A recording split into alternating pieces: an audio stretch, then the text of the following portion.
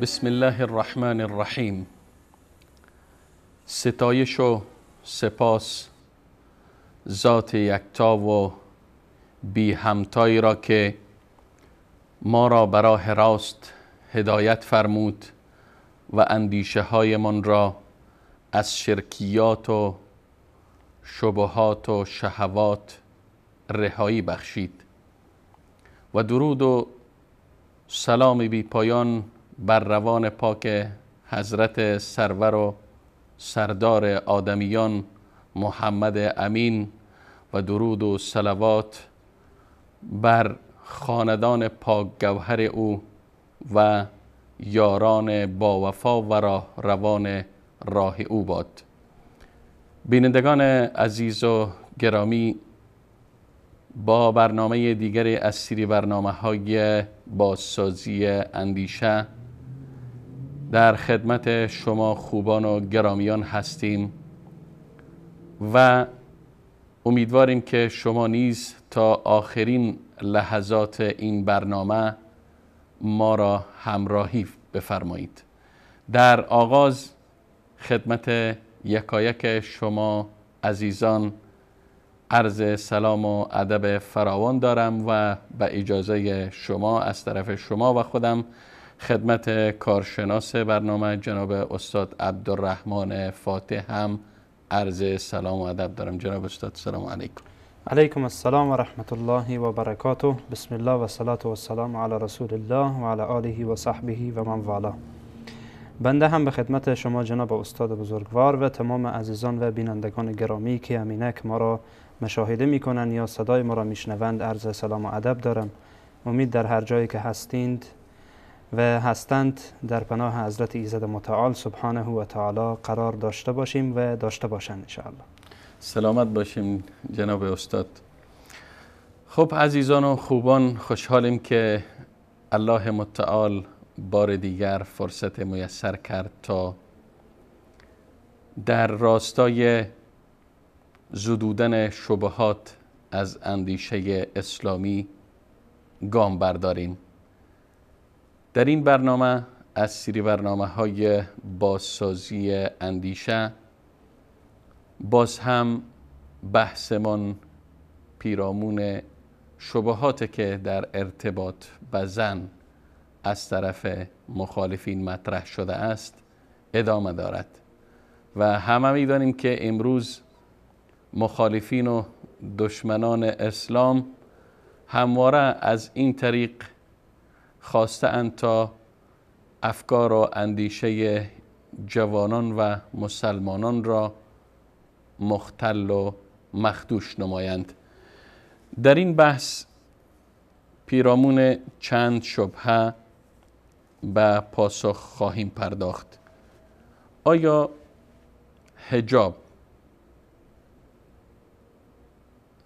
حجاب زن در اسلام نوع از سختگیری محسوب نمی شود؟ چرا اسلام زنان را از تحصیل و تعلیم منع نموده است؟ چرا زن مسلمان نمی تواند بدون قیود و بدون موانع در بازار کار نماید؟ چرا زن و مرد مسلمان نمی توانند مشترکاً در یک محیط با هم به کار و بازسازی جامعهشان بپردازند. این شبهات و این سوالاتی است که از طرف مخالفین و از طرف غیر مسلمانان و حتی از طرف برخی از فریب خوردگانی که از دینشان آگاهی ندارند امروز به شدت در رسانه ها مطرح می شود. خب جناب استاد گرامی، استاد عبدالرحمن فاتح، اگر بحث این برنامه از برنامه های من را از حجاب آغاز کنیم بهتر خواهد بود. ما همواره میگیم که قرآن کریم میفرماید یرید الله بکم الیسر ولا یرید بکم العسر. دین ما دین سهولت و دین آسانی است و خداوند بنده هایش در نسبت به بنده هایش آسانگیر است و سختگیر نیست. اما در مقابل میبینیم که بحث حجاب وقت مطرح میشه یا پوشش زن، این خودش نوع از محدودیت و نوع از سختگیری است که مانع حرکت زن میشه و مانع فعالیت زن به صورت آزادانه و بدون موانع در جامعه میشه. پس چگونه ما جمع کنیم بین اینکه اسلام از یک طرف میگیم آسانگیر است و از این طرف میبینیم که باز هم بعض محدودیت خودش نوع از سختگیری محسوب نمیشه؟ جناب استاد، قبل از این که به اصل سوال شما بپردازم اجازه بدین که حجاب را یک کوتاه معرفی بکنین تا اینکه بینندگان عزیز بفهمند بحث ما چی هست و منظور ما چی هست. بله. حقیقتا در مورد حجاب یعنی نمیخوایم که حالا به شرح و اصطلاح و بلاغات و اینها بپردازیم که حالا چی معنا داره. معنایی که علما گفتن حالا به هر حال و در لغت هم موجوده، به صورت تفصیل نمیپردازین. حجاب به معنای مانع میشه، حجاب به معنای پرده میشه، معانی مختلفی داره، یا به معنای بازداشتن هم میشه. و در اصطلاح شریعت هم حجاب میشه که در رفتار باشه، حجاب میتونه در پوشش باشه و حجاب میتونه در کردار باشه. هر کدام از اینها حتی در گفتار میتونه اینها حجاب باشه. یعنی زن مسلمان هم از نظر پوشش، هم از نظر گفتار و هم از نظر کردار، حجابی که اسلام برای او گفته آن را باید مراعات بکنه و به همین میگن حجاب، یعنی مراعات کردن آنچه که اسلام در گفتار زن گذاشته که انشاءالله اینها را توضیح میدهیم و آنچه در کردار آن گذاشته و آنچه در پوشش آن گذاشته. این موضوع را به این واسطه میگم که بعضا فکر میکنن حجاب تنها موضوع پوشش هست، ولی حقیقتا این نیست. در قرآن عظیم الشأن هم به تفصیل در مورد هر کدام شرح داده شده و گفته شده، هم در باره گفتار زن که حجاب میتونه باشه و هم میتونه در مورد کردار زن باشه، مثل رفتن و مثل حرکاتی که به هر حال انجام میده، و میتونه در پوشش باشه که این معناییه که به هر حال همه میدانند. این دو مورد دیگر هم در قرآن عظیم الشأن آمده. اما نسبت به سوال شما جناب استاد، شکی در این وجود نداره که دین اسلام دین آسانگیری است و الله سبحانه و تعالی در آیات فراوانی به این موضوع اشاره میکنه که دین اسلام دین آسانی هست. اسلام به دنبال آسانگیری هست و در احادیث رسول الله صلی الله علیه و سلم هم موجوده.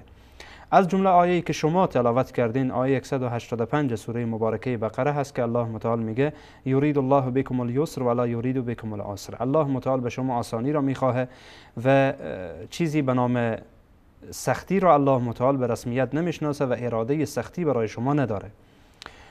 یا در سوره مبارکه حج شبیه همین الله متعال میگه که و ما جعل علیکم فی الدین من حرج. الله متعال حرج و سختی را در دین برای شما قرار نداده.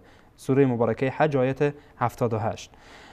در آیات دیگه متعدد الله سبحانه و تعالی میگه لا تکلف نفس الا وسعها، یا لا یکلف الله نفسا الا وسعها. الله متعال هیچ نفس را و هیچ شخصی را مکلف نکرده بالاتر از توان او، یعنی بالاتر از توان خود الله سبحانه و تعالی رو مکلف نکرده، بلکه به اندازه توانش هست. هر شخصی را الله متعال به اندازه توان او مکلف کرده و رسول الله صلی الله علیه و سلم وقتی که صحابه رو میفرستادن در هر جایی میگفتن که یسروا ولا تعسروا، آسان بگیرین و سخت نگیرین بر مردم. این حدیث هم در بخاری آمده، در مسلم آمده، در احادیث متعددی در کتب مختلفی از کتب حدیثی این حدیث موجوده، یعنی حدیث صحیح است. خب به هر حال حالا اینکه این اصل مهمه، اول این اصل مهم فراموش نکنین. بله، دین اسلام دین آسانی هست و آیات قرآن و احادیث رسول الله صلی الله علیه و سلم این را تایید میکنند. درست است جناب استاد. شما وقت حجاب را تعریف هم کردین، گفتین یکی از معانیش بازداشتن و ایجاد مانع است. وقت از یک طرف میگیم که اسلام دین آسانگیری است، سختگیری را نمیپسنده، و از جانب دیگر میاییم یک مانع را بر سر راه زن قرار میتیم به نام حجاب. این دو با هم متناقض و متغایر نیستند؟ نه جناب استاد، اگر ما اولا به معنای مانع مراجعه بکنین که وقتی میگن حجاب مانع هست یعنی چی؟ یعنی مانع رسیدن یک شی به شی دیگر. منظور این نیست که خب میشه بگیم که مانع رسیدن زن به کار، مانع رسیدن زن به پست، مانع رسیدن زن به فعالیت. اینها بحث‌هایی است که شما در اول برنامه هم شرح کوتاهی از برنامه را دادین که انشاءالله صحبت میشه در موردش. حالا چیزی که ما مانع میگین اینه که این حجاب مانع است برای زن. یعنی چی؟ میتونیم مثلا اصطلاح بکنین که مانع زن، مانع دیگران به دسترسی به زن، یعنی باعث نگه داشتن اونه. حجاب مانع، یعنی زن را از دستبرد دیگرها نگاه میکنه. کاملا درسته. یعنی معنای مسئولیت داره. معنای مسئولیت یعنی داره. محدودیت نیست. نه خیر. اصلا حجاب، کسی که حجاب را به عنوان محدودیت میشناسه حقیقتا حجاب را نشناخته، حجاب اسلامی را نشناخته. حالا ما به حجاب در ادیان دیگر کار نداریم. حجاب در دین اسلام به معنای محدودیت نیه، بلکه به معنای مسئولیته که زن را حفظ میکنه و مانع میشه که دیگران به او دستبرد داشته باشند. اما اجازه بدین که بعد از این که شرح دادیم که اسلام دینی است که به هر حال در او آسانگیری هست و هیچ به هر حال سختی در او وجود نداره، اجازه بدین که یک شرح کوتاهی در این هم داشته باشم. بفرمایید. بعضا فکر میکنن که آسانگیری به این معناست که ما بعضی از مسائل شرعی را تعطیل بکنیم و برای مردم آسان بگیریم. بعضا این گونه فکر میکنن و به همین جهت ما فرق مختلف و گروه های مختلفی داریم که به خاطری که خودشان را آسانگیر برای مسلمان ها معرفی بکنن، یک سری احکام و یک سری مسائلی که در اسلام کاملا آنها واضح آشکار، آنها میخوان که ماسمالی بکنن برای مردم. یا که خطوط قرمز است، ایره میخوان که بردارن. بله، حدودی که الله متعال گذاشته و خطوط قرمزی که الله متعال گذاشته، اینها رو میخوان بردارن. به نام چی؟ به نام آسانگیر. و معروف بشه در نزد مردم که این عالم آسانگیره. نه، این آسانگیر نیست، این ملحد شده، زندیق شده، از دین بیرون شده. چرا اینقدر تشدد جناب استاد؟ چرا یعنی وقتی میاد یک عالم با استدلال از نصوص شرعی یک مسئله را آسان میکنه، یعنی سختگیر نمیکنه، شما او را میگین که از دین خارج شد؟ اولا جناب استاد، وقتی ما میگیم ملحد یعنی که از دین کج رفته، یعنی از راه راست خودش را کج کرده و الحاد به معنای کجرویه. بعدش هم این را ما نمیگیم جناب استاد، این را ما نمیگیم. الله متعال سبحانه و تعالی میگه و من یشاقق الرسول من بعد ما تبین له الهدى و یتبع غیر سبیل المؤمنین نولیه ما تولی و نصلیه جهنم و ساءت مصیرا. کسی که از راه پیامبر، از روش و از دین پیامبر و از روش مؤمنین خودش را کناره بزنه، در واقع الله متعال به جهنم وعده جهنم داده و عید جهنم برای ازی داده و گفته بعد رای انسان در پی گرفته، چون روش گرفته که مخالف روش رسول الله هست. الله متعال میگه در قرآن کریم در سوره مبارکه مائده آیه 3 میگه که الیوم اکملت لکم دینکم، دین را به شما تمام کردیم. در جای دیگه میگه و کذالک جعلناکم امه وسطا، ما شما را امت وسط قرار دادیم. همین قرآن و همین سنت به معنای میان روی است، به معنای اعتدال، به معنای آسانگیری است. یعنی اگر کسی بیاید تفسیر دیگری خلاف قرآن کریم، خلاف سنت رسول الله علیه السلام به نام آسانگیری برای مردم تعویل بکنه، چیزی جز الحاد و زندقه نیست. یعنی مثلا اگر فرضاً کسی بیاید حد سرقت یا حد شرب خمر یا حد زنا را تعطیل بکنه، اینجاست که او از دایره اسلام خارج میشه. اگر شخص معتقد به این باشه که اینها امروز به درد نمیخوره، به خاطر که ما در جامعه نویستیم، در جامعه استیم که با تعویل مسائل با عصر امروزی و با تمدن امروزی، با پیشرفت امروزی سازگاری نداره. این بسیار خطرناک جناب استاد. یعنی کسی بیای حکمی از احکامی که در قرآن کریم ثابت شده، در حدیث رسول الله ثابت شده، شخصی بیای این حکم را به خاطر مسائل پیش پا افتاده، نه به خاطر مسائل اجتهادی. حالا بعضی از علما اجتهاد کردن، بعضی از مسائل را تعویل نکردن، برداشتشان از اون آیه این بوده، ما اینها را معذور میدانیم. اما اگر شخصی بیای حکمی از احکامی که همه علما به او اجماع دارن، آیات قرآن صریح است، احادیث رسول الله صلی الله علیه و سلم صریح است، این را خواسته باشه تعطیل بکنه یا تعویل بیجا بکنه، این خطرناکه و در ایمان او ضربه وارد میکنه. نه به خاطر مسئله اجتهادی، بلکه به خاطر اینکه مردم بگن این عالم آدم خوبیه، بله آسان میگیره، اگر بگی دزدی میگه مشکلی نیست، اگر بگی شراب میگه خیر باشه، مشکلی نداره. در کجای قرآن آمده که شراب به صورت صریح آمده باشه که حرامه؟ نعوذ بالله. یا مسائل دیگری برای مردم آسانگیری به نام آسانگیری. این آسانگیری نیست جناب استاد. حتی علما میگن گشتن به دنبال آسانگیری، علما خود نوع الحاده. یعنی ما به دنبال کتاب ها بگردین، دنبال کتاب ها هدفتان. چون اصطلاح الحاد وقتی میگیم برخیا برداشت نیست که خدا نخواسته دین کاملا نه جناب استاد. شخصی بیای به دنبال این باشه، نه که آیات قرآن جلوی روی خود بگذاره، احادیث رسول الله صلی الله علیه و سلم جلوی روی خود بگذاره، نه، کتاب میگذاره از این عالم، کتاب میگذاره از این عالم، دنبال اجتهاداتی که عالمی از علما به خطا رفته، دنبال از این میگرده که یک آسانی از اینجا پیدا کنه، دنبال این میگرده که آسانی از اینجا پیدا کنه و برای خود یک دینی تشکیل بده.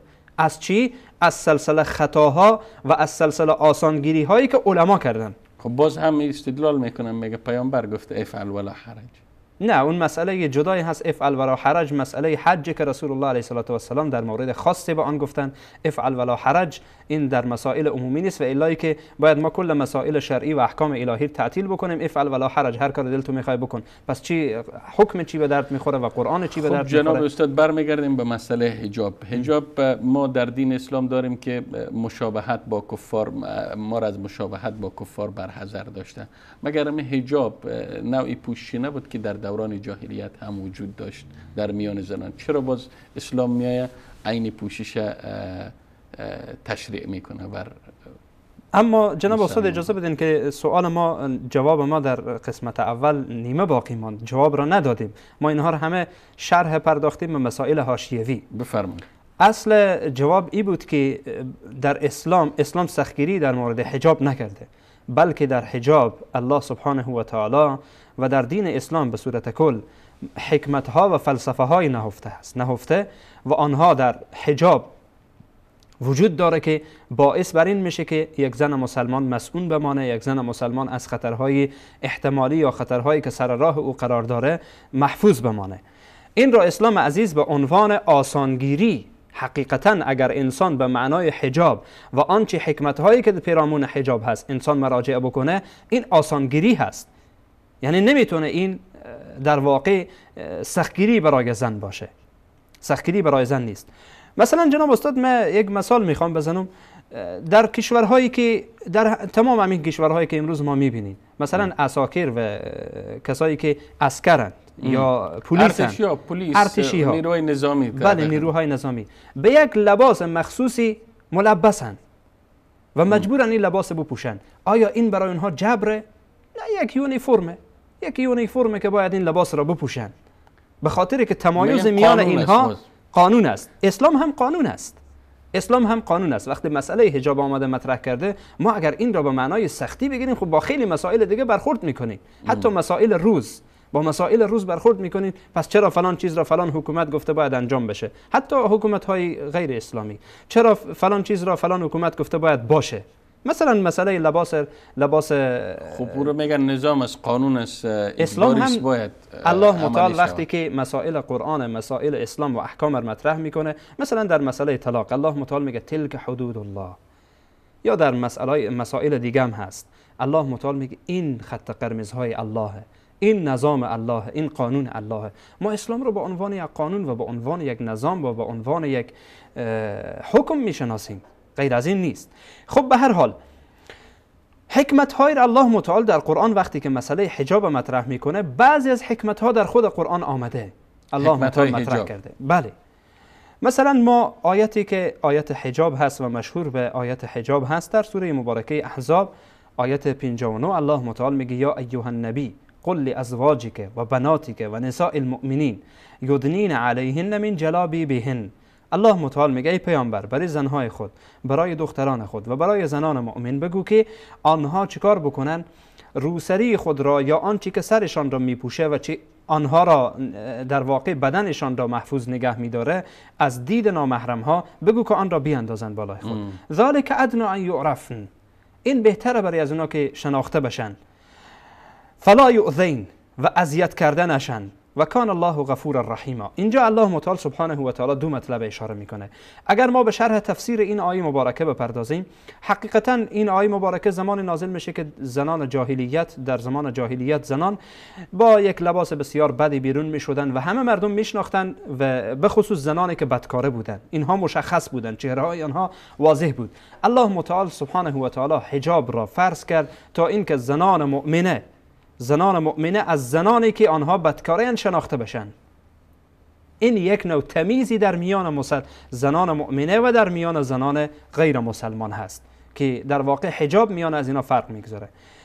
مثلا در این در مورد پوشش بود، اما در مورد گفتار الله سبحانه و تعالی در سوره احزاب آیه اگر اجازه بدین قبل از اینکه به بحث گفتار شما برین، من میخواستم در ارتباط با روسری. امروز میگن برخی از زنها با استفاده از همین روسری، با استفاده از همین روپوش مرتکب بعض جنایات میشن که بدون حجاب بدون روسری میشه او را زودتر کشف کرد و خنثی کرد. اما با استفاده از حجاب در داخل حجاب مثلا مواد منفجره یا مواد دیگر را از یک جا به جای دیگر انتقال میتن. بله. خب حقیقتا جناب استاد، یعنی وقتی این سوال مطرح میشه انسان به چند مورد دیگه با برخورد میکنه، با چند مورد متناقض با این. اول اینکه اسلام وقتی آمده برای زن مسلمان گفته که حجاب خود را بگیر، برای زن مسلمان مسائل مکارم اخلاقی را هم یاد داده. این یک. وقتی اسلام گفته حجاب خود را بگیر، اسلام گفته آدم نکش، اسلام گفته دزدی نکن، اسلام گفته جنایت نکن، جرم نکن. این سوال یا این شبهه برای افراد خوب بود که برای دینی خوب می بود که اون میگفت حجاب بگیرین اما مسائل اخلاقی چیزی نمی پرداخت. این یک. زن مسلمان همچنان که به حجاب یا به پوشش دستور داده شده، به مسائل مکارم اخلاقی هم دستور داده شده. اما فکر میکنم جناب استاد این اطلاق این کلام به صورت مطلق بگین که بله کسی روسری بپوشه و این کار را شاید انجام بده و کار را شاید انجام بده، ما رو به یک مشکل دیگه برخورد میده. و آن این که ما امروز در جهان میبینیم همه ما انسانیم و در هر جامعه خلاصه زندگی میکنیم، کسایی که بی حجاب هم هستن جرم میکنن. خب تنها کسایی درست که جرم و جنایت از اونها زودتر کشف میشه مگر؟ شاید در بعضی مسائل نشه، در بعضی از مسائل میتونه که در خفیه کاری را انجام بده. همه مسائل خب آشکار نیست، همه جرمها آشکار نیست که همه جرمها آشکار باشه و میتونه او هم زیر لباس بپوشه، مگر برهنه کامل خود نیست، حداقل یک لباس خود داره. حالا یک لباس چسب یا لباس بدون چسب، خلاصه یک لباسی داره که پوشانده است، میتونه زیر لباس بپوشانه، میتونه از راههای دیگه استفاده بکنه. پس این را ما به صورت اطلاق بگین بله زنهایی که حجاب دارن اینها شاید جرم بکنن، شاید جنایت بکنن و این لباس، یا بعضی ها هستن جناب استاد فکر میکنه که شخص ریش داشت یا شخصی حجاب داشت، میگه که فلانی ریش داره جنایت میکنه، فلان لباس را میپوشه جنایت میکنه. خب اگر این رقم باشه، خیلی کسایی که حالا توهین نشه خدای نکرده، لباس های مختلف نمیگم، نام نمیگیرم، لباس های با اشکال مختلف هر کشوری از خود داره پوشانده میشه و هر کس در همون لباس یک جنایت میکنه. باید خود برهنه کنه باشه. حقیقتا جناب استاد این شبهه که یعنی نمیشه که با آن شبهه گفت، یعنی از اساس کاملا حقیقتا بی مورد بی جا هست، یعنی دور از منطق، کاملا دور از منطقه. یعنی قرار نیست که لباس انسان مجرم بکنه، لباس انسان را مجرم نمیکنه، بلکه شخصیت اوست که او را مجرم میکنه، شخصیت اوست و طرز فکر اوست که او را مجرم میکنه. خب میایم در بحث پوشش بود جناب استاد که این سوال هم به هر حال آمد. اما در مورد گفتار مثلا اسلام آمده، قرآن کریم وقتی مسئله گفتار را برای زنها میگه صدای خود را نرم و نازک نکنین، بعد حکمتش را هم الله متعال مطرح میکنه، میگه فلا تخضعن بالقول فیطمع الذی فی قلبه مرض. صدای خود را نرم و نازک نکنین، شاید کسایی که در قلبهای اونها مرض به شما طمع بکنن. این یکی از حکمتهایش هست که الله متعال در اینجا بیان میکنه، یعنی وقتی زن صدای خود را نرم و نازک بکنه، اشتهای طرف به طرف او میکشه. طرف حالا مرد، چون این زن و مرد در واقع الله متعال سبحانه و تعالی همین گونه آفریده که مرد اشتها به طرف زن داره، زن اشتها به طرف مرد داره و مردها بیشتر در معرض خطرند. به همین واسطه هم اسلام آمده مسئله حجاب وقتی مطرح کرده، از جهت عفت مرد هم مورد نظره، تنها عفت خود زن نیست، عفت مرد هم مورد نظره تا مرد محفوظ بمانه. خب به هر صورت الله متعال میگه که فلا تخضعن بالقول فیطمع الذی فی قلبه مرض. برای زنها میگه شما صدای خود را نرم و نازک نکنین، مبادا کسایی که در قلب اونها مرض به شما طمع کنند. این در واقع یکی از حکمت‌هایی که الله متعال به دنبالش بیان کرده. یا مثلا در جای دیگه در سوره مبارکه احزاب باز هم آیت 53 الله متعال میگه و اذا سألتموهن متاعا فاسألوهن من وراء حجاب. بعد میگه ذالکم اطهر لقلوبکم و قلوبهن. میگه وقتی شما از زنان پیامبر که مادران مؤمنانن، جناب استاد این نکته را خوب دقیق باشین، الله متعال میگه که زنان پیامبر که مادران مؤمنانن، الله متعال در همین سوره میگه که ازواجه امهاتهم، زنان پیامبر مادران مؤمنین هستند. باز در همین سوره چی میگه؟ میگه و اذا سألتموهن متاعا فاسألوهن من وراء حجاب. وقتی شما از زنان پیامبر چیزی را خواستید و چیزی را میخواستید که بگیرید یا چیزی را طلب کردید یا حتی سوال میکردن، من وراء حجاب، از پشت پرده شما از اونها بپرسید. بعد چی میگه؟ میگه که ذالکم اطهر لقلوبکم و قلوبهن. این کار هم به نفع شماست، قلبه های شما را پاکیزه نگه میداره، هم قلبه های اونها را پاک و پاکیزه نگه میداره. یعنی اسلام عزیز آمده صد ذریعه شده در مسائل حجاب، به خصوص در مسئله حجاب، تا اینکه مبادا یا زن یا مرد در قلب او طمعی به وجود بیاد، چون هر انسانی در خود شیطان داره، کسی نمیتونه که از این کار در امن باشه. کسی که میگه در امنم در واقع خودش را، یعنی میشه گفت که شیطان او را فریب داده. امکان نداره. هر مرد و زنی این غریزه را، این فطرت و این سرشت در او نهاده شده و این غریزه در وجود او هست. پس بناهن اسلام آمده به خاطر اینکه این مسائل به هم نریزه. و از جهت دیگر جناب استاد، ما وقتی که مثلا مسئله حجاب مطرح میکنیم یا غیر از مسئله حجاب، همان به ضروریات پنجگانه برخورد میکنیم. ضروریات پنجگانه مثلا حفظ دین، حفظ ناموس، نفس، حفظ عقل، بله، حفظ عقل، حفظ نسل، حفظ مال، اینها از جمله ضروریات پنجگانه و در حجاب اینها وجود داره. مسئله نسل وجود داره، مسئله ناموس وجود داره و انسان به هر حال باعث بر این میشه که وقتی مسئله حجاب برطرف بشه، این ضروریات پنجگانه بعضی از آنها مختل بشه و بعضی از آنها از بین بره و این باعث بر این میشه که جامعه را از هم بریزه و جامعه را به جهت دیگری سوق بده. خب استاد اگر اجازه بدین یک توقف کوتاه داریم و یک میان برنامه کوتاه را با بیننده های عزیز و گرامی میبینیم و دوباره موضوعمان را دنبال خواهیم کرد. الحكمة ضالة المؤمن وبنو الإسلام بها أولى حيث تجدها فعليك بها عنها أبدا لا تتخلى.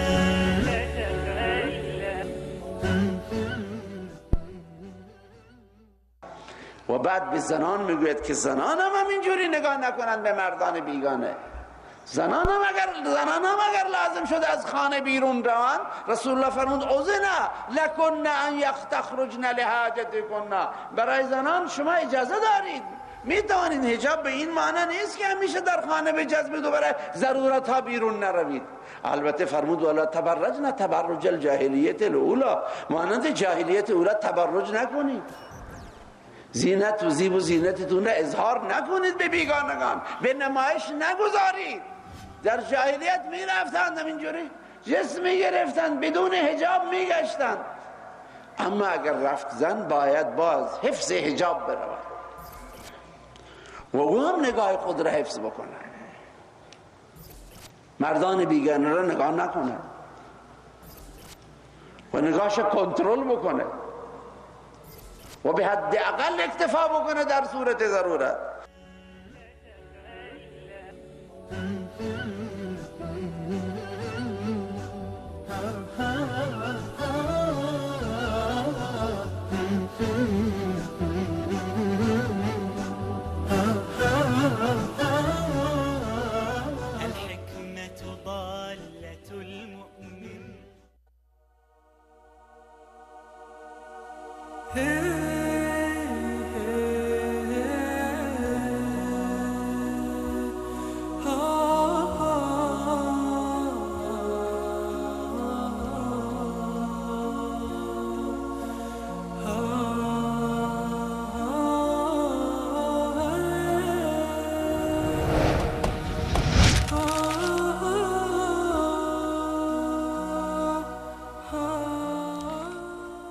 خب بینندگان عزیز و گرامی، با عرض سلام مجدد دوباره خدمت شما هستیم و بحث را که آغاز کردیم شبه اول در ارتباط به حجاب بود و صحبت همچنان ادامه داره. جناب استاد فاتح، برخی ها این سوال هم مطرح میکنن که قبل از اینکه راستی این سوال مطرح بکنم به سوال اول ما پاسخ ندادیم که گفتم حجاب تا حد در دوران ما قبل از اسلام در دوران جاهلیت هم وجود داشت. از طرف میبینیم که اسلام میگه یعنی ما باید در عمل کردیم و در تشریعات مخالف کفار باید عمل کنیم. چرا اینجا یک نوع مشابهت با کفار وجود نداره؟ جناب استاد، حقیقتا اگر ما وقتی لفظ جاهلیت به کار برده میشه، اگر در زمان جاهلیت بازگشت بکنین، نه، حجاب وجود نداشت. حجاب وجود نداشت. این حقیقت نداره، به خاطر اینکه ما در آیه صریح قرآن کریم داریم که الله متعال سبحانه و تعالی این موضوع را اشاره میکنه. آیه 33 سوره مبارکه احزاب میگه ولا تبرجن تبرج الجاهلیت الاولی، خود را شما زینت و آرایش ندین و خودتان را ظاهر نکنین مثل که زنان جاهلیت تبرج میکردن، خودشان را آشکار میکردن با آرایش تمام و به شکل بسیار بدی. باز از جهت دیگری اگر این که حالا بالفرض حساب بکنین که در زمان جاهلیت بوده، در زمان جاهلیت هم بوده، قرار نیست که اسلام در همه مسائل جاهلیت را رد بکنه. همه مسائل را رد نکرده، بعضی از مسائلی که خوب بوده آنها را تایید کرده، مسائلی که بد بوده آنها را رد کرده. و یعنی یک اصل مسلم، اولا که فراموش نکنین که این گونه نیه. یعنی اگر هم که باشه، بالفرض میگین، این جواب فرضی هست، اگر هم که باشه قرار نیست که اسلام همه چیز را که در جاهلیت بوده چون نام جاهلیت بالایش هست رد بکنه. بعضی از مسائل اسلام تایید کرده، بعضی از مسائل را رد کرده، بعضی از مسائل را مثلا در مورد یهودیت هم این گونه هست. اسلام بعضی از مسائل، مثلا علما وقتی در باب تفسیر بعضی از اسرائیلیات میآیند همین حرف را میزنن، میگن بعضی چیزها را اسلام اومده تایید کرده، بعضی چیزها رد کرده، بعضی چیزها را اسلام در مورد سکوت کرده. پس اگر هم که در زمان جاهلیت بوده باشه، بالفرض و تقدیر که بوده باشه، چون چیز خوبی بوده اسلام اون را تایید کرده. آیا تنها بحث حجاب در دین مبارک اسلام وجود داره یا ادیان دیگر هم بر مسئله حجاب تاکید کردن؟ بله، ادیان دیگر هم در مسئله حجاب تاکید دارن و هر دینی که یعنی به هر حال حالا یک میشه گفت یک ربط خدایی داره، یک ربط خدایی داره به مسئله حجاب تاکید داره. اما شاید شما بیاین اینجا سوال بکنین مثلا امروز ما یهودیت، نصرانیت، اگرچه در مورد یهودی ها داریم تصاویری هم هست، میتونن عزیزان در اینترنت هم ببینن زنان یهودی بعضا حجابشان خوبه و حتی در مورد نصرانی ها، راهبه ها مثلا خوبن، یعنی حجاب دارن و کسی انتقاد بر اونها نمیکنه. حالا مشکل در اینه که فقط میان حملهشون بر سر اسلامه، حملهشون بر سر اسلامه. بر اونها کسی انتقاد نمیکنه که تو زن یهودی، تو زن مسیحی چرا حجاب میگیری. انتقاد هم به خاطر ازیست که چرا میگه شما اجازه نمیتین که زنها آزادانه هر نوع لباس، هر نوع پوششی که دلشان بخواه بپوشن و بالاخره آزادانه در جامعه فعالیت کنن. انشاءالله به شرح این پاسخ میپردازیم جناب استاد. اجازه بدین که من بعضی از آیاتی از کتاب مقدس در اینجا قرائت بکنم، بخوانم. مثلا ما در عهد قدیم که حاوی تورات هم حاوی آن هست، یعنی تورات هم در ضمن اون هست که یکی از میشه گفت بخش‌های تورات که به نام تثنیه هست. ما در اینجا میخوانیم مثلا در تثنیه باب 22 میگه که یکی از مسائل پوشش مثلا مطرح میکنه که در اسلام هم این وجود داره. یکی از شرایط حجاب اینه که زن مسلمان لباسی نپوشه که موافق با لباس مردها باشه و مرد مسلمان حق نداره لباسی رو بپوشه که شبیه مرد شبیه زنها باشه. این چیزی که در اسلام هم وجود داره. میگه زن نباید لباس مردانه بپوشه و مرد نباید لباس زنانه به تن بکنه. این کار در نظر خداوند خدایتان نفرت انگیز است. این کار نفرت انگیزیه. ما در جای دیگه صریح‌تر میخوانیم جناب استاد، مثلا در کتاب مقدس باز هم عهد جدید، یعنی که انجیل هم در داخل آن هست، اناجیل چهارگانه هم در داخل آن هست. مثلا در اول قرنتیان، نامه‌ای که پولس به قرنتیان روان کرده، در باب 11 چی میگه؟ آیت اول، دوم، سوم و چهارم و پنجم و ششم الی اخیر که آیاتی هست در این مورد. میگه که از اینجا میخوانم که ارتباط به حجاب میگیره. میگه اما میخواهم این موضوع را نیز یاد آور شوم که هر زن همانطور که مسیح هم از خدا اطاعت میکند باید از شوهر خود اطاعت کند و شوهر نیز از مسیح همانطور که مسیح هم از خدا اطاعت میکند. بعد میگه به همین دلیل اگر در جلسه مرد با سر پوشیده دعا بکند به مسیح بی‌احترامی کرده است، زیرا این پوشش با کلاه نشانه اطاعت از انسان هاست. بعد میگه همچنین اگر زنی در جلسه با سر برهنه دعا بکنه به شوهرش بی‌احترامی کرده، اگر با سر برهنه باشه. اینجا دقیق باشین، زیرا زن با پوشاندن سر خود اطاعت خود را از شوهرش نشان میدهد. میگه اگر زن نمیخواهد سر خود را بپوشاند باید موی سرش را بتراشد. این آیت ششم باب 11 اول قرنتیان. اگر زن نمیخواهد سر خود را بپوشاند باید موی سرش را بتراشد و اگر از این عمل خجالت میکشد پس باید سر خود را بپوشاند. این دستوریه که در کتاب مقدس هست. باز هم جناب استاد یک آیه دیگه هم میخوانم در عهد قدیم، اشعیا، یک از بخشهای عهد قدیم، اشعیای نبی، باب سوم آیت 16 یا فقره 16، 17 و 18. ببینید چی میگه. میگه خداوند زنان مغرور اورشلیم را نیز محاکمه خواهد کرد. چرا؟ آنان با عشوه را می روند و علنگوهای خود را به صدا در می آورند و با چشمان شهوت انگیز در میان جماعت پارسه می زنند. بعد میگه خداوند بر سر این زنان بلای گری، یعنی گری یک نوع مرضیه که مور از بدن میبره. الله متعال خداوند بر سر این زنان بلای گری خواهد فرستاد تا بیمو شوند. چرا سر خود را برهنه میکنند؟ خداوند مرض گری را میفرسته تا اینکه موهای آنها بره. خب وقتی هم که موی سر زن هم که بره دیگه آبرو و حیثیتش رفته. بعد میگه آنان را در نظر همه عریان و رسوا خواهد کرد. این مسائلی که در البته جناب استاد من اینها را با عنوان نمونه عرض کردم، وگرنه مسائلی از این قبیل در کتاب مقدس فراوان هست و شاید سوال پیش بیاید که چرا امروز مثلا مسیحی ها این کار نمی کنند؟ به خاطر اینکه کلیسا میخواهد که مردم لجام گسیخته باشند و مردم همین گونه دوست دارن. آنها هم تنازل کردن مثل بعضی از کسایی که خود را دعوتگران اسلامی میگن، متاسفانه در بعضی از مسائل تنازل میکنن. اینها هم تنازل کردن تا اینکه از حرف مردم خارج بشن و مردم به اونها کاری نداشته باشن و بتونن شکم خود را سیر بکنن از این طریق. خب جناب استاد بله بفرمایید. اما به اصل سوال شما جناب استاد که چرا شما گفتین که اسلام زن را زندانی کرده یا برای حق آزادی نداده، چرا نمیگذاره که لباس هر نوع لباسی که خواسته هر نوع لباسی بپوشه؟ اولا جناب استاد این سوال از چند جهت میتونین جواب بدین، به این پاسخ بدین. اول این که زن مسلمان همین گونه راضیه، میل داره به همین کار. حالا چرا اینها کاسه داغ‌تر از آش میشه؟ وقتی زن مسلمان دوست داره که همین لباس بپوشه به میل خود، کسی اون را مجبور هم نکرده. مثلا امروز جناب استاد زنان مسلمان را کی مجبور کرده که حجاب بگیرن؟ کی آنها را مجبور کرده؟ خودشان دوست دارن حجاب بگیرن، افتخار میکنن به این حجاب خود.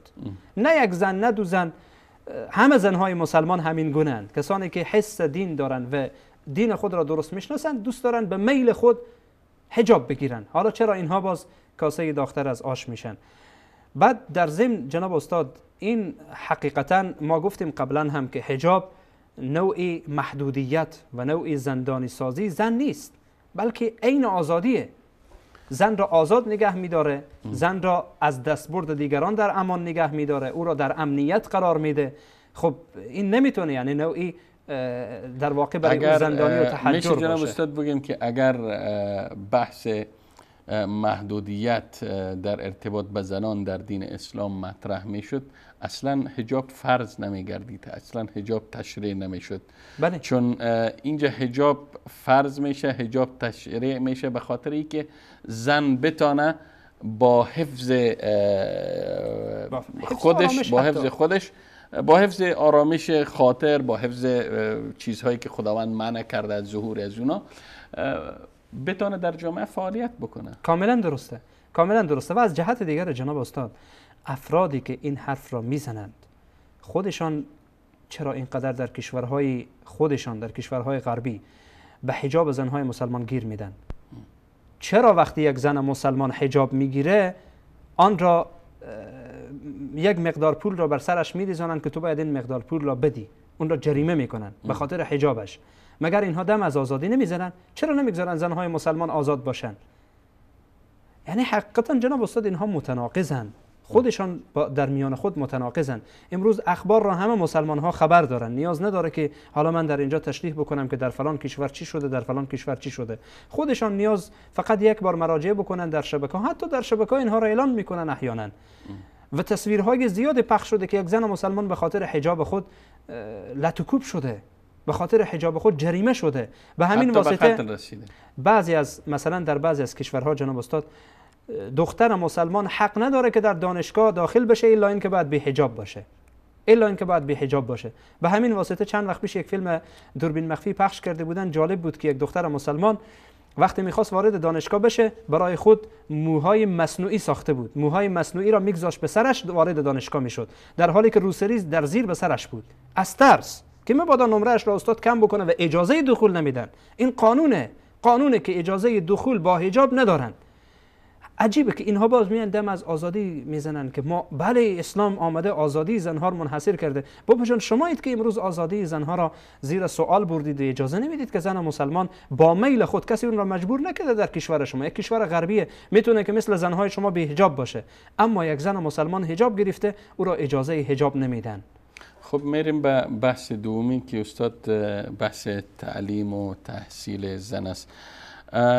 در حدیثی که در مستدرک آمده از ام المؤمنین عایشه رضی الله تعالی عنها روایت است که قال رسول الله صلی الله علیه و سلم لا تنزلوهن الغرف ولا تعلموهن الكتابه. اینجا کتابه نوشتن را یاد ندهید، یعنی النساء به زنها، و علموهن المغزل و سوره النور. میخوایم در ارتباط با این حدیث بدانیم که حدیث صحت داره و اگر صحت دارین این خیلی واضح و آشکار در این حدیث زنان از تعلیم، زنان از نوشتن که اصل راهی برای کسب دانش، راهی برای کسب تحصیل است، منع شدن.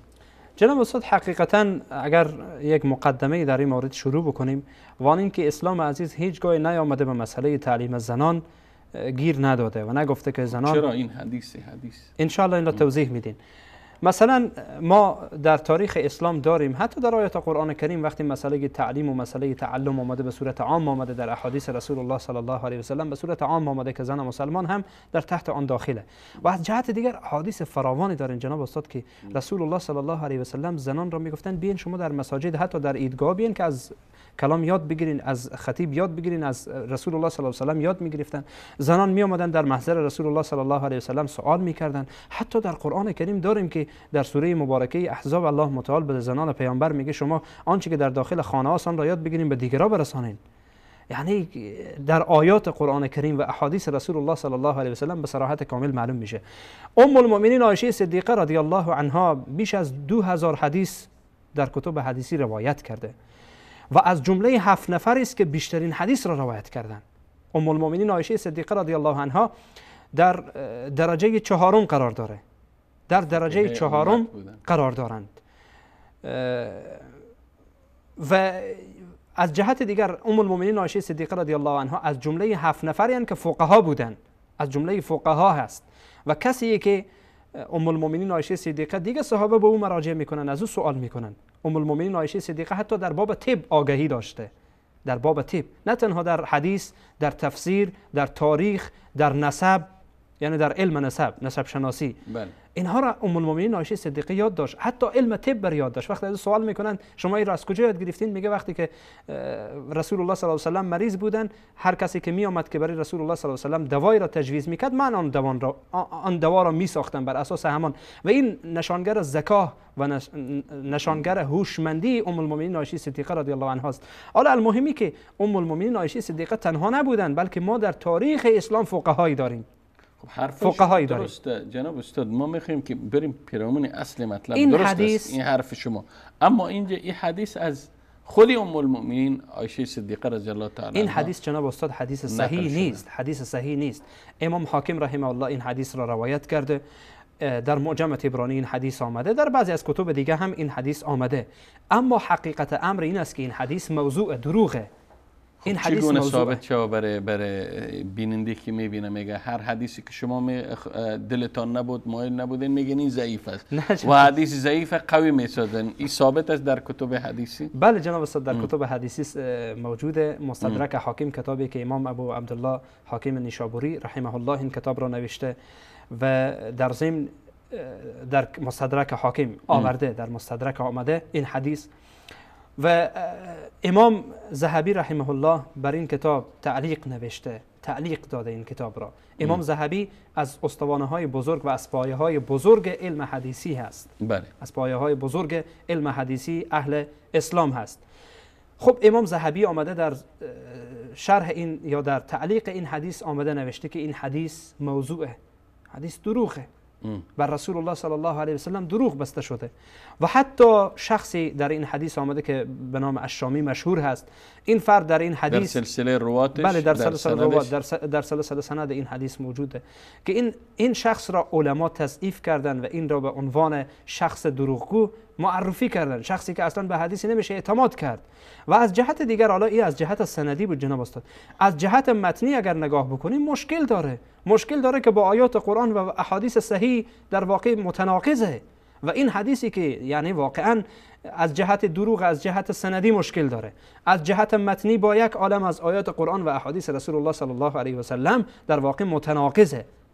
در مقابل این همه آیات قرار گرفته و در مقابل این همه احادیث قرار گرفته، یعنی حقیقتا نمیشه با آن ما حجت بجوییم و به این دلیل بجوییم که بله در کتب مسلمان ها یا در کتب حدیثی همچون چیزی آمده که آمده، ولی حدیث صحیح نیست، حدیث دروغه. پس بنابراین شبهه از کاملا از بیخ و ریشه کنده میشه، اصلا شبهه باقی نمیمانه. وقتی که ما حدیث را قبول نداشته باشیم، شخص چگونه میخواد که بر ما شبهه وارد بکنه و بگه مسلمان ها با آموختن علم برای زنها مشکل دارن، در حالی که ما در ادیان دیگه داریم به هر حال برای زن مشکل دارن، ولی در اسلام الحمدلله که کاملا تاریخ اسلام واضحه، آیات قرآن واضحه، احادیث رسول الله صلی الله علیه و سلم کاملا واضح و آشکاره.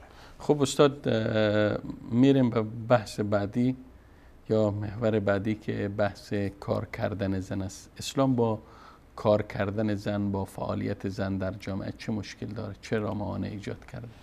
جناب استاد، حقیقتا اگر سوال را به این گونه مطرح بکنیم که چرا مانع شده، که این درست نیست. مانع نشده اسلام، مانع نشده.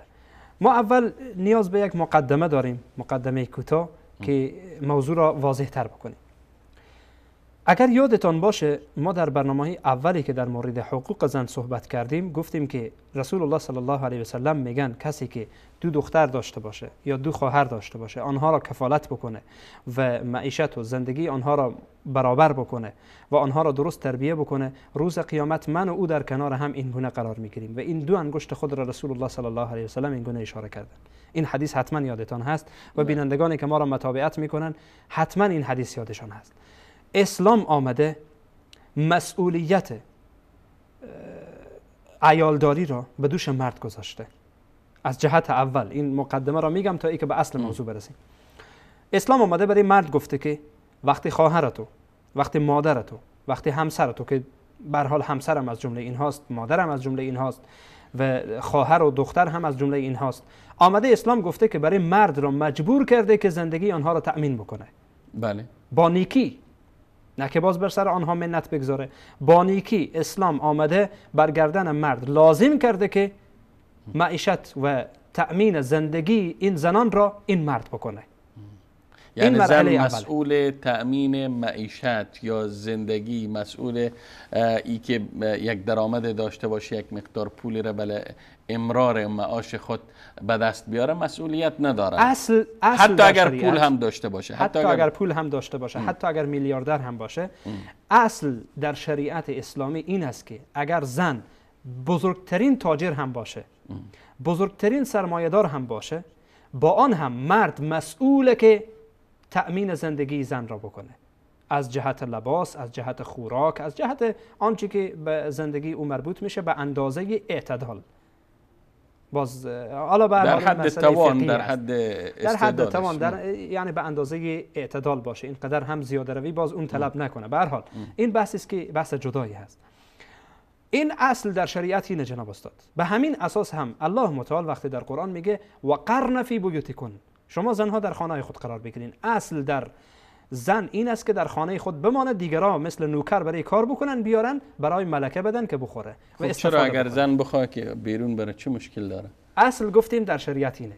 اما اگر زن حالا به هر حال دلش خواست که کار بکنه، برای اون مباحه، یعنی مشکلی نیست. میتونه که از خانه بیرون بشه، میتونه که برای کار بکنه.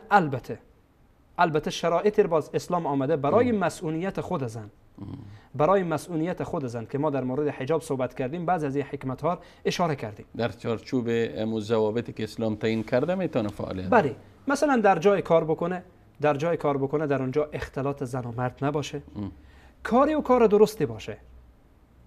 درستی باشه، کار حرامی نباشه، یا در جایی باشه که وقتی میره در راه حداقل در امن باشه، مورد آزار و اذیت قرار نگیره، مشکلاتی در راه برای او به دست نده، یا حداقل در جایی که کار میکنه گفتین که با زنان باشه، با مردان مخلوط نباشن که باز با در این صورت باز مشکلات دیگه به وجود میاد.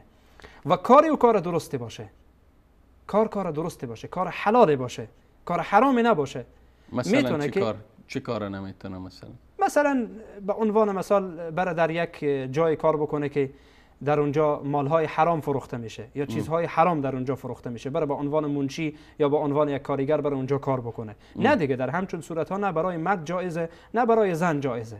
اینها شرایطی که دین اسلام آمده گذاشته و زن با مراعات این شرایط، با مراعاتی که اسلام شرایطی را گذاشته برایش میتونه، یعنی مباح، میتونه برای کار بکنه. جناب استاد اگر اجازه بدیم باز هم به اجازه شما و به اجازه بیننده های عزیز و گرامی یک میان برنامه کوتاه را با هم میبینیم و پس از دیدن این میان برنامه انشاءالله با ما باشید که موضوع را دنبال خواهیم کرد.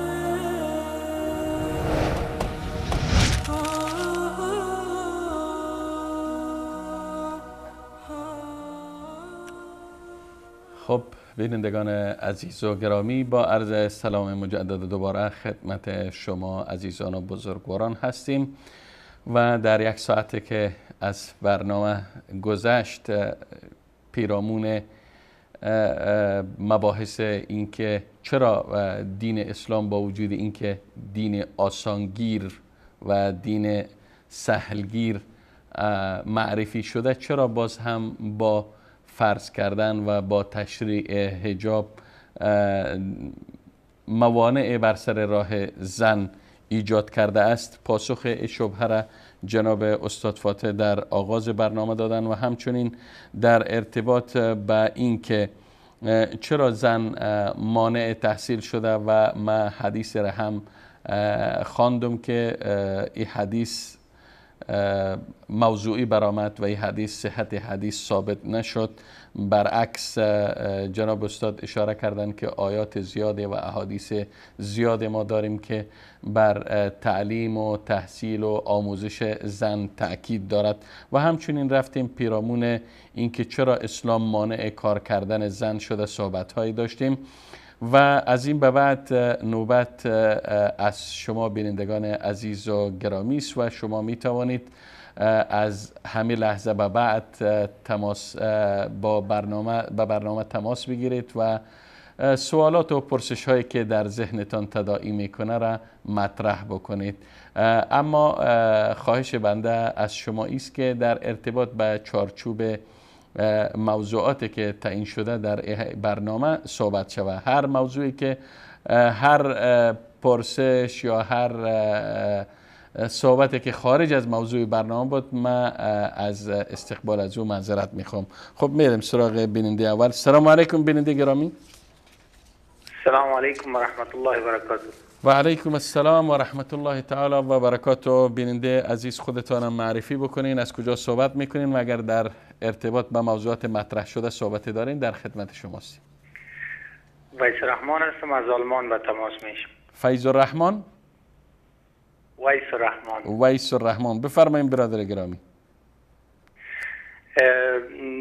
تمام دلیلای برادر ما درباره حقوق زن صحبت کردن و درباره حجابشان بود همش با عقل سازگار است. بله. اگر یک انسانی که عاقل باشه، چی زن باشه چی مرد باشه، او میفهمه که همش از طرف خداوند است، حق است. و یک مسئله بسیار مهم ای است که این اوامر پروردگار پاک است. اگر مثلا بعضی وقتا با عقل ما سازگار نمی باشه، باید اینطور بپذیریم که شاید در یکی از حکمت‌های خداوند باشه. بله. فرض مثال امر خداوند است، شاید در اینجا از ما و شما خداوند متعال یک امتحان بگیرم. بله. یعنی این ترتیب در بعض مسائل که معلومات نداریم یا ای که نمیدانیم باز بر ما دیرتر پسانتر معلوم میشه، مثل که خداوند متعال زنها را یا مردها را از زنا کردن منع کرد. بعد از چندین صد سالها بر ما معلوم شد که بر ما یک مرض پیدا میشه. به نظر من چون کلام الله متعال یک معجزه بزرگ است، هر قدر تمدن پیشرفت کرده میره اما قدر قرآن بر مردم جدید شده میره و ما شاید در بعض مسائلی که خداوند او را منع کرده حالا نفهمیم، شاید بعد از چندین صد سالهای دیگه که نسل دیگه به وجود میاد اونا بدانن که واقعا کلام الله متعال راست. تشکر برادر گرامی ویس الرحمن. بدون شک بدون تردید هر دستور و هر امری را که خداوند به عمل به آن ما را دستور داده بدون شک حکمت در اون نهفته است که عقل بشر از فهم و درک از او قاصر است. تشکر از شما. میریم سراغ بیننده بعدی. سلام علیکم. بفرمایید بیننده گرامی. سلام علیکم. میریم سراغ بیننده بعدی. بفرمایید. سلام علیکم. و علیکم السلام و رحمت الله و برکاته. بیننده گرامی شما وصل هستین، میتونین در ارتباط به موضوع برنامه بعد از معرفی خودتان بپردازین. عبدالرحمن هستم از ایران تماس میگیرم. بفرمایید برادر گرامی در ارتباط به موضوع برنامه اگر صحبت دارین در خدمت شما هستیم. بله، در مسئله حجاب به نظرم میرسه که حجاب واقعا دستقبال زن رو میگیره، یعنی مانعی هست برای حضور زن در اجتماع و اگر این مطابق با فطرت انسان هست چرا در کشورهای غربی این فطرت رو نمیفهمن؟ یعنی که اکثریت مردم نمیفهمن و اقلیت میفهمن این چگونه؟ ما بیننده گرامی نظرتان واضح نفهمیدم، یعنی از چه نگاهی با فطرت سازگار نیست حجاب؟ اگر یعنی مطابق با فطرت بود حجاب اکثر مردم باید رعایت میکردن. از کدام ناحیه رعایت میکرد؟ تشکر از بیننده گرامی. میریم سراغ بیننده بعدی. سلام علیکم. بفرمایید. الو. بفرمایید خواهر گرامی. سلام، خسته نباشید. سلامت باشید. بفرمایید خود معرفی بکنید، نه در ارتباط با موضوع برنامه اگر گفتنی دارین در خدمت شما هستیم. بفرمایید خواهر گرامی. خب مثل که قطع شد، میریم سراغ بیننده بعدی. السلام علیکم، بفرمایید. علیکم السلام و رحمت الله و برکاته. و علیکم السلام. بفرمایید بیننده گرامی خود معرفی بکنین در ارتباط با موضوع برنامه اگر صحبت دارین بفرمایید. ابوبکر هستم از تاجیکستان تماس میگیرم. احمد ابوبکر. خب بفرمایید برادر ابوبکر. ببین یک برنامه بود، یک تلفن بود، چی بود، اینترنت بود، بحث کردیم ما. یک زن با حجاب میداره تو اما لیف میدونه چه؟ لیف یعنی آشنای بازنده که چی میگن با ایرانی متحد نیست. تو میره یک جوانم با او همراه میداره تو لیفت و جوان زخم برداشته است، خیلی زخم است. بعدا زن دیگه حجاب خود را یعنی حجاب خودش میکشد و با او چرا میبنده، زخم او بچه را میبنده. یعنی با کسی همراه بود، وقتی جای میرفی مرد زخمی شد و زن با استفاده از حجابش جای زخمی از او را بست. درست است؟ خب مثل که قطع شد. اگر سوالشان گرفته باشین استاد فاتح ما فهمه. خب بفرمایید بیننده بعدی. الو، سلام علیکم استاد. و علیکم السلام و رحمت الله و برکاته. بفرمایید برادر گرامی خود معرفی بکنین. متشکرم. محمد هستم از کردستان. آقا محمد عزیز از کردستان، بفرمایید در خدمت شما هستیم.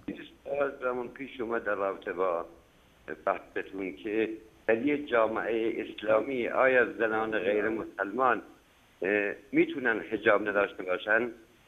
درست است. سوالتان گرفتیم جناب استاد. گفتنی دیگه دارین؟ تشکر از تماستان. تشکر برادر گرامی. میریم سراغ بیننده بعدی. بفرمایید. بله سلام علیکم.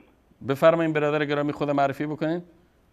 اسم مسعود هستم از دنمارک تماس گرفتیم. یک جان تشکر از برنامه زیبای شما و همچنان از استاد محترم. یک جان تشکر. تشکر برادر گرامی. بفرمایید. فقط نظر ما است که حجاب یک چیز واضح است که در قرآن فرض است و هر زن مسلمان باید رو انجام بده و نظر ما است که حجاب خودش یک عبادت خاص است، تنها برای زنان است، یک عبادت است که اضافه تر است، مثل از اینکه نمازی که پاس حجاب هم خودش یک عبادت است و مثل که یک زن مسلمان حجاب به طریقه که رسول الله صلی الله علیه و سلم فرموده امور رقم اگه انجام بده و در یک جای کار کنه 8 ساعت هم کار میکنه هم عبادت و خود حجاب یک محدودیت برای مردان است نه برای زنان و کسانی که میگن حجاب نپوشن مردایی که میگن اونا میخوان که از هوای ازمون زنا استفاده کنن به اصطلاح. یک محدودیت بر مرد است، بر زن هیچ نیست حجاب. تشکر برادر گرامی. تشکر مسعود عزیز. تشکر. واقعا جناب استاد خیلی نقطه جالب اشاره کردن. یعنی انسان فرد مسلمان باید بدونی چون و چرا وقتی اسلام دستور داده، وقتی اسلام امر را تشریع کرده، بدونی چون و چرا اطاعت کنه و اجرش بگیره از خداوند. بفرمایید بیننده بعدی. سلام علیکم.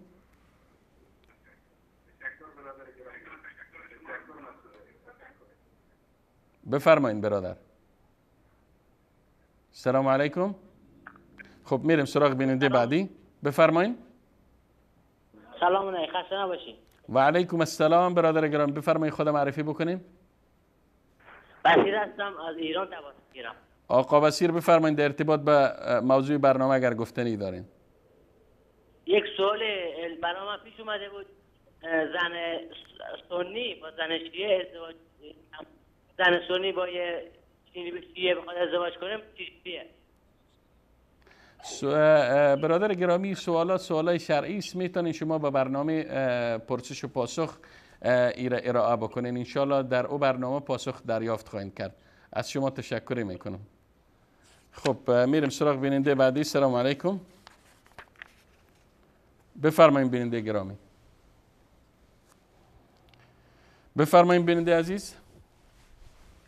سلام علیکم. و علیکم السلام و رحمت الله و برکاته. بفرمایید خود معرفی بکنین. بشار حق. برای شبکه جهانی وصال حق، برنامه بازسازی اندیشه. در ارتباط به موضوع برنامه اگر گفتنی دارید بعد از معرفی خودتان بپردازید. بفرمایید. عبدالباسط هستم از بلوچستان. بفرمایید آقا عبدالباسط عزیز، در ارتباط به موضوعات برنامه که البته حتما با ما بودین گفتنی دارین، در خدمت شماست. خب من سوال فکری داشتم. سوال چی داشتین؟ سوال فقهی داشتم. سوال فقهی جناب برادر گرامی، ما از ابتدای برنامه هم اشاره کردیم که سوالای فقهی را میمونیم به برنامه پرسش و پاسخ که هر روز دوشنبه پخش میشه. شما میتونید سوالای فقهی تان در او برنامه مطرح کنین. اما این برنامه موضوعاتی که ما در این برنامه مورد بحث گرفتیم میتونین در ارتباط اگر صحبت دارین در خدمت هستیم. من زیاد زنگ زدم گوشی و جواب ندادن، ولی خب اونقدر زیاد مهم نیست. دو کلمه هست اگر اجازه بدین. خب بیننده گرامی ما را معذور بدارین چون این برنامه فقهی نیست و انشاءالله پشت صحنه شما زنگ بزنین، انشاءالله سوالتان میگیرن و در برنامه هفته بعدی پاسخ میتن. موضوع این هفته برنامه ما جناب استاد در ارتباط به ایست که آیا حجاب زن برای زن مسلمان محدودیت است؟ چرا اسلام به زن اجازه کار نمیده؟ چرا اسلام مانع تحصیل زن میشه؟ اگر در ارتباط گفتنی دارین در خدمت هستیم. باشه با این امکان را وقت کنید صحبت. تشکر بیننده گرامی. میریم سراغ بیننده بعدی. بفرمایین. الو سلام علیکم. و علیکم السلام و رحمت الله و برکاته. بفرمایین بیننده عزیز. بفرمایین خود معرفی بکنین. خب مثل که قطع شد. میریم سراغ بیننده بعدی. بفرمایین. سلام علیکم و رحمت الله و برکاته.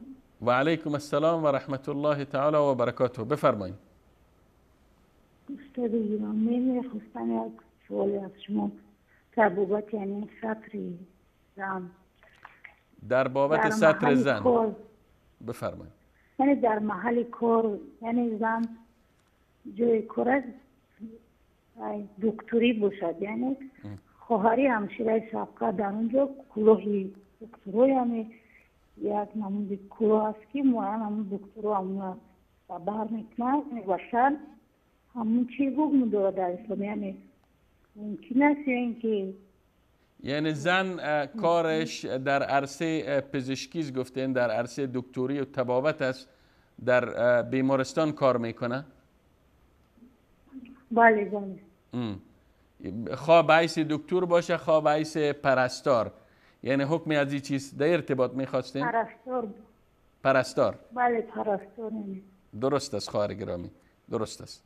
سوالتان گرفتیم انشاءالله. تشکر بیننده گرامی. خب میریم سراغ بیننده بعدی. سلام علیکم. الو. بفرمایید خواهر گرامی.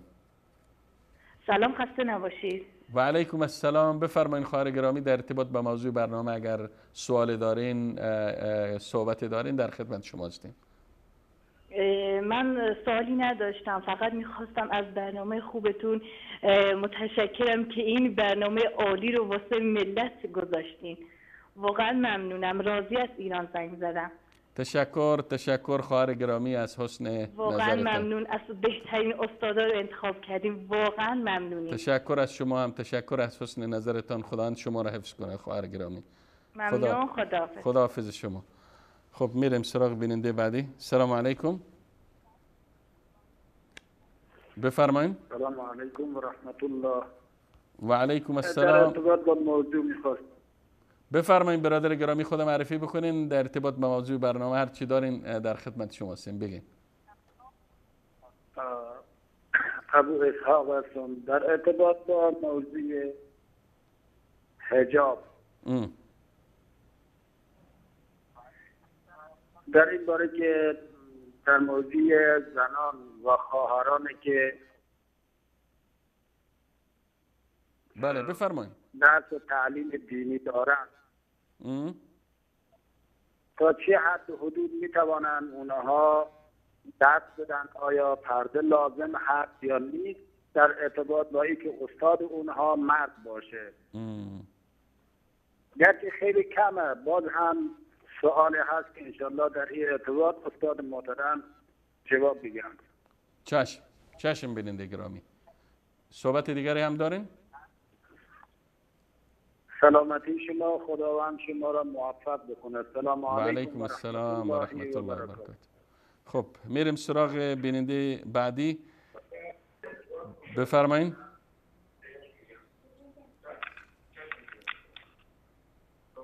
بفرمایین بیننده گرامی. الو. بفرمایین، شما وصل هستین با شبکه جهانی وصال حق، برنامه بازسازی اندیشه. سلام داداش، خسته نباشین، حال شما خوبه؟ سلامت باشین، الحمدلله. اگر سوالی دارین، پرسشی دارین، نظری دارین، صحبت دارین در ارتباط با موضوع برنامه در خدمت شما هستیم. بفرمایین خواهر گرامی. دیگه سوال نداشتم، خدا خیرتون بده با این برنامه، خیلی خوب. سلامت باشین خواهر عزیز، سلامت باشین. تشکر از شما.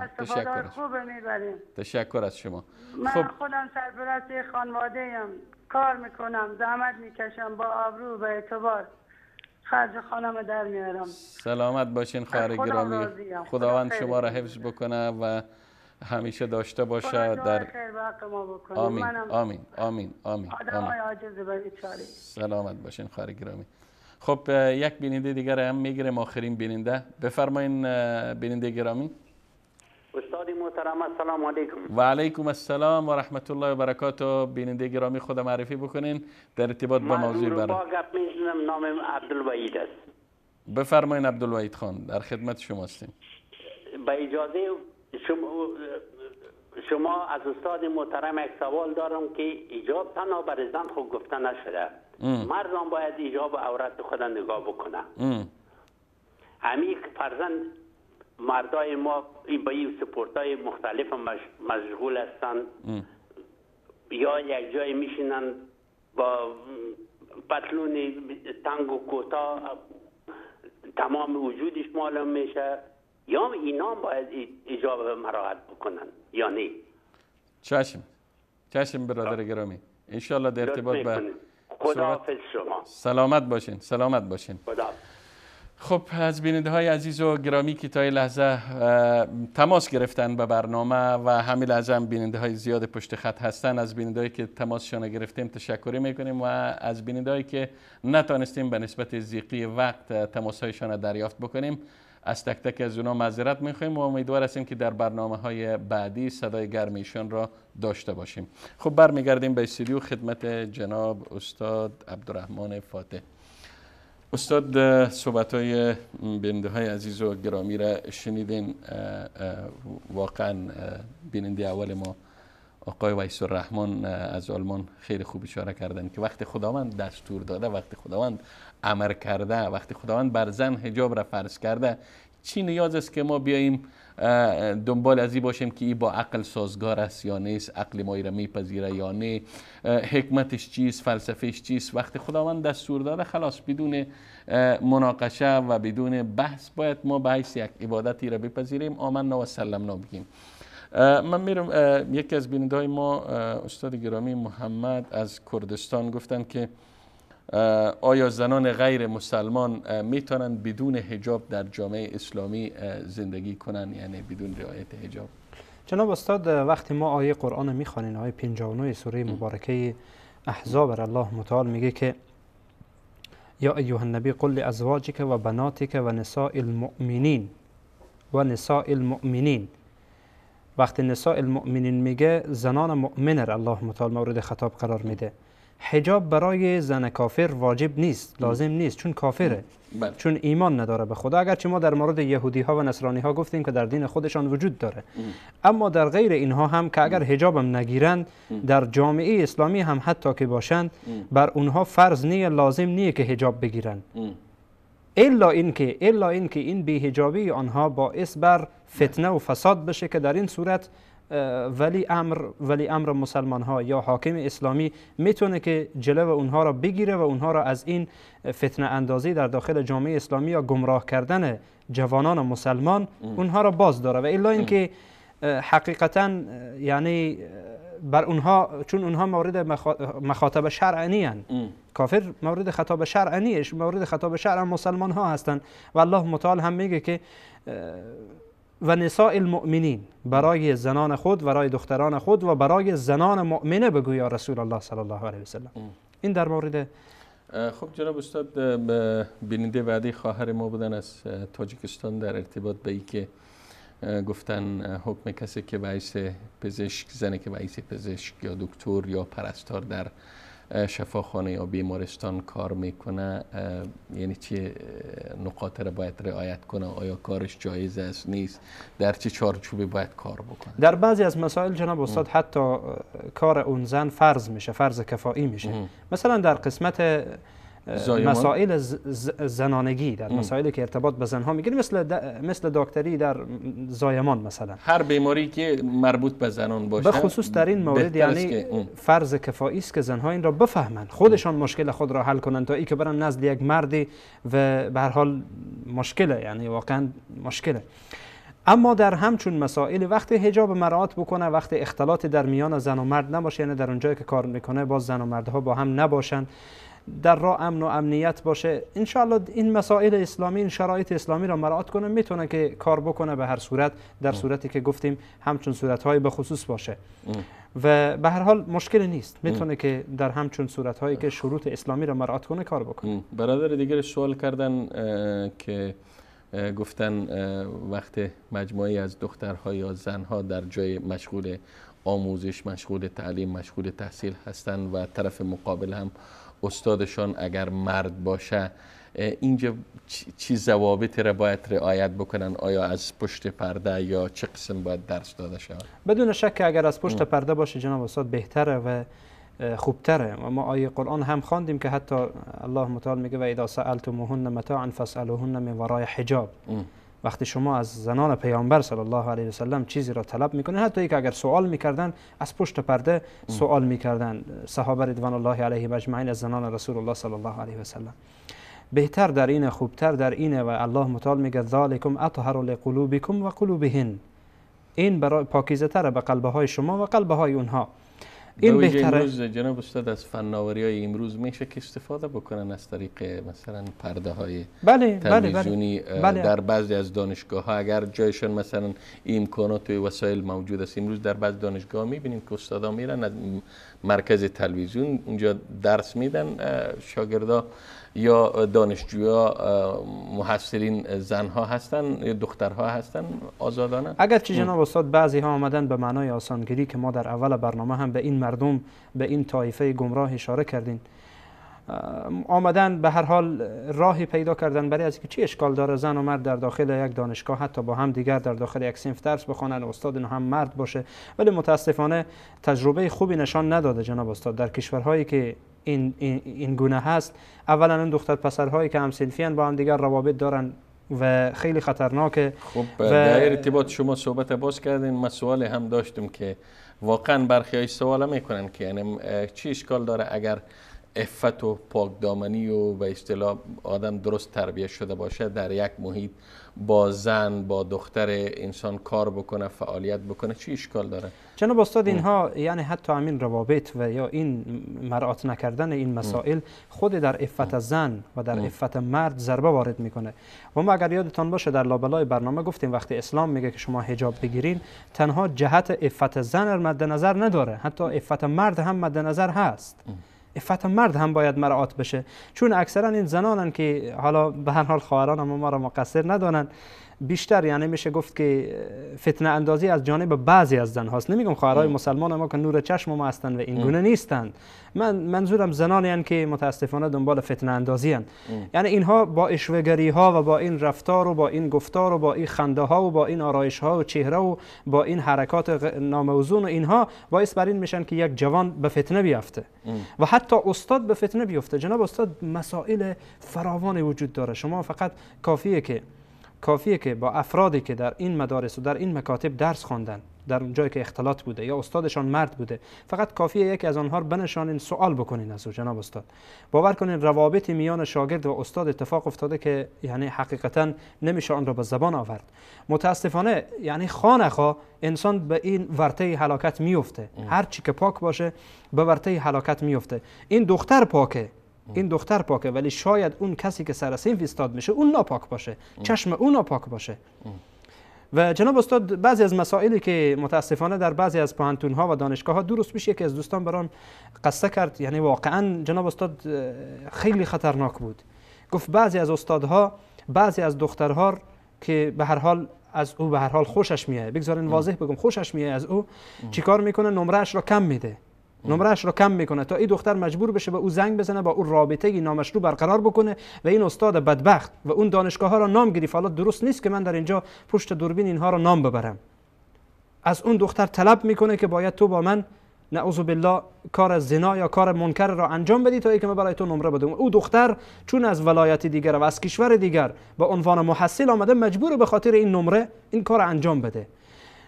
و اینها در داور جناب استاد اینها مسائلیه که همه میدانن، همه میدانن، به خصوص افرادی که به هر حال در دانشگاه ها درس خواندن، در مکاتب درس خواندن و اساتید آنها. سوال اینجاست که میگن چرا یک واقعه را ما بگیریم تعمیم ببخشیم؟ نه یک واقعه از دیگه طریق مثلا میشه که اگر ما بیایم مثلا پوهنتون یا دانشگاه جداگانه داشته باشیم، یک دانشگاه برای زنها برای دخترها و یک دانشگاه برای پسرها یا مردها، این خیلی هزینه زیاد میخواد، یعنی چندین استاد باید مشغول شوند، هزینه را بالا میبره. اما اگر دختر و پسر در یک جا مشترک هم با هم درس بخوانن و تربیت درست شده باشن، عفت و آداب و اخلاق اسلامی رعایت بکنن، شما چرا با این میگه سر مخالفت؟ نه جناب استاد، مسئله هزینه و مسائل نیست، مسائل گمراه کردن دختر و پسر مسلمانه.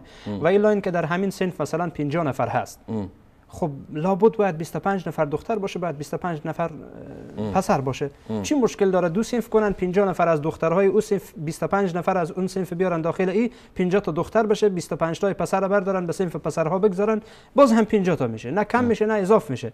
هدف جناب استاد گمراه کردنه. هدف این نیه که اینها به دنبال این باشن که ما به خاطر اقتصاد این کارو میکنیم یا به خاطر این میکنیم که استاد کم بشه و پول کمتر بدین یا صنف جای بیشتر بگیره یا جای کمتر. نه، فرق نمیکنه، هیچ فرق نمیکنه. خب استاد گرامی، تقریبا در دقایق پایانی برنامه قرار داریم و برادر گرامی به نام عبدالوحید، یکی از بیننده ها، هم سوال عجیب مطرح کردن که یعنی تنها حجاب باید زنها مراعات کنن، باید زنها پوشش داشته باشن، این مردهایی که مثلا با لباسهای کوتاه، مثلا حتی بعضی اماکنی که مشروع نیست حتی مرد ببینه، یعنی واضح آشکار میشه. و گفتن نصیحت اگر داشته باشین در ارتباط با طرز لباس پوشی برخی از مردها که اولا جناب استاد ما در اول برنامه هم گفتیم که حجاب تنها به پوشش اطلاق نمیشه. حجاب میتونه در رفتار باشه، میتونه در گفتار باشه و میتونه در لباس در پوشش باشه. ما به این واسطه تاکید ما بیشتر به زنه، چون زن هم در رفتار خود حجاب داره، هم در گفتار خود حجاب داره، هم در پوشش خود. و مرد در قسمت پوشش حجاب داره، درسته، در این شکی نیست. احادیث آمده قسمت عورت مرد رو کاملا مشخص کرده که از کجا تا کجا عورته. و این بعضی از فیلم ها یا حتی بعضی از برادرانی که فوتبال میکنن متاسفانه لباس درست نمیپوشن. یک حقیقته. یک خواهر مسلمان میبینه، غیر از اینکه خواهر مسلمان ببینه، حتی با مرد درست نیست که قسمت رانه. اگرچه در این مورد به هر حال اختلافی در میان علما است، ولی اکثر علما و جمهور علما همی که یعنی نظر صحیح و راجح همیه که فخذ یا مثلا ران مرد حجاب عورت نه. یا برخیا میپوشن این قسمت ها کاملا قسمت های شانه برهنه است. اون قسمت خب برای مردها عورت نیست، اما مسائلی که در زیر ناف تا زیر زانو مثلا برای مرد عورت هست، این قسمت ها را باید، یعنی حتی این قسمت ها را باید آدم در معرض دید زنها قرار بده. خب به هر حال اگر پرهیز بکنه بهتره، ولی عورت نیست، یعنی لازم نیه بر مرد که اینها را حتما بپوشه. خب اگر مراعات بشه از جهت پاکدامنی، خب به هر حال از نظر اخلاقی، از نظر عرف، بله، از نظر عرفی اینها را مراعات کنه چیز بدی نیست. اما توصیه ما برای برادران عزیزی که باز حجاب مراعات نمیکنن و عورت خود را آنجایی که دین برای اونها گفته عورت ها نمیپوشانن، هم خواهری که میبینه اینها گناهکار میشن و هم برادری که میبینه. چون همچنان که همچنان که یک نکته دیگر هم جناب استاد اشاره بکنم، چون این برادر ما به هر حال توضیح دادن، آمدن ما را به بحث فقهی کشاندن. حتی همچنان که از زیر ناف تا زیر زانو مرد برای مرد عورت هست، زن برای زن هم عورته و متاسفانه خواهرای ما در این مورد هم باز کوتاهی دارن.